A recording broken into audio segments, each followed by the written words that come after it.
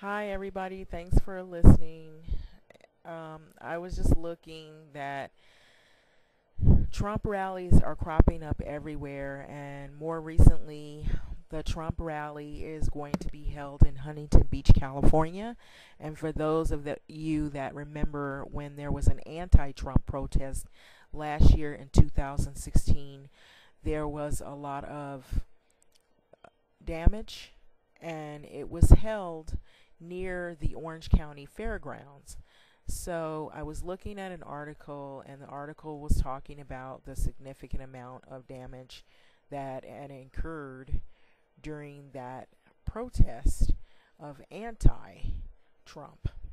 So the article, I will leave the title of the article. I usually leave titles of articles and snippets of articles that outline some of the things that are going to happen or have happened more recent. The pro-Trump march will be in Huntington Beach after moving from Costa Mesa. And this is by a writer, reporter, Luke Money. And this was reported March the 2nd. It said that the rally is in support or in favor of Donald Trump, that organizers decided to move it from Costa Mesa to Huntington Beach, California. So Southern California Make America Great Again March is what it's called.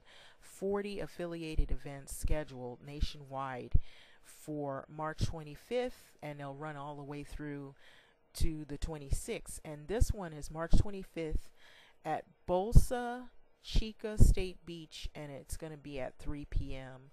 So it says that their goal is to bring together and unite all the folks that were the silent majority, said Laguna Beach resident Jennifer Sterling, one of the local event organizers. So it says, I don't think that the majority of us know who each other are, so the focus is to bring like-minded folks together, what are that want to support our president, vice president, and our military, our veterans, and our law enforcement, and the first responders. And that's the number one goal. So official at Bolsa Chica State Beach confirmed that the march has necessary permits, and it'll take place on the beach's multi-use trail. So I believe the reason why the OC Fair by the amphitheater, the fairgrounds, they had announced that they were bracing themselves for that event to take place again out in Costa Mesa, because the fairgrounds officials announced last week that they would close the property March 25th and the 26th for that anticipated event, because they were afraid that they would go through the same thing they went through in 2016 when there's a significant amount of damage to police cars. So believe it or not, as taxpayers, we pay for these protests, and whatever happens after or before these protests, we're paying for. So you're going to see a clip of the Orange County Fairgrounds, you're going to see a clip of Huntington Beach, California, and you're going to see a clip of fans of Donald Trump, and you're going to see a photo of some protesters that are anti-Donald Trump, and a squad car or a vehicle that was damaged in the Costa Mesa anti-Trump protests. So that is what is coming up next. But I'm going to go on to speak about the damage. From what it was said is that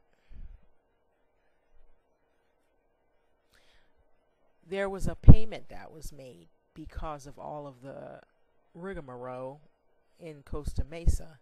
It says that Donald Trump's presidential campaign has cut a check to the city of Costa Mesa for more than $15,000 to cover some of the cost of that the city that it had racked up April the 28th for the OC Fair event.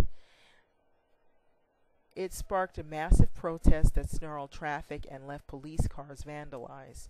So it says the city received a check for about $15,655 from the presumptive Republican nominee campaign as a reimbursement, according to the city spokesman, Tony Dodero. So I'm just going to leave it at that on that article. I'll put the articles in there. You can read more of them. But also, more importantly, I realized too that there was also an update about lawmakers in 10 states have proposed legalization and criminalization of peaceful protests. I thought that was interesting. Now, I don't know how far reaching that law is, but it says Republican lawmakers are moving to criminalize and increase penalties on peaceful protesting. So, that one came along when they had the issue with the Dakota pipeline and the protesters that were out there, the Native Americans. Now, I don't know what 10 states, so I'll have to look those up, and maybe you know what 10 states.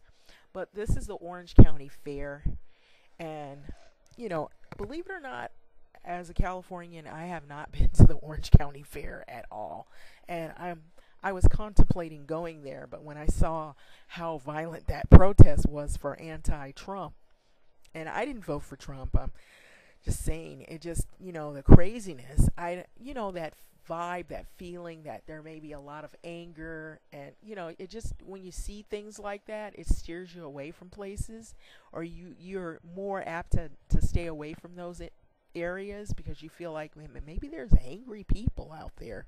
But there's angry people everywhere now, since we've had all of these developments more recently that have cropped up all over, even the California area and outside in other surrounding states, all over the U.S., the dissent and discord for the president. But then there's also people who are for the president and who voted for him and are in support of him.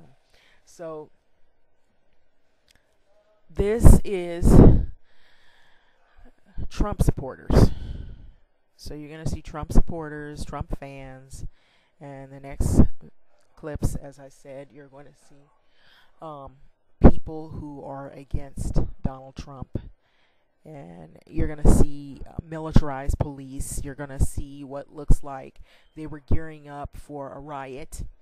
Their riot police, or crowd control, as some people would want to look at it. It's crowd control, but it says police, so they're riot police, and they have geared up for really massive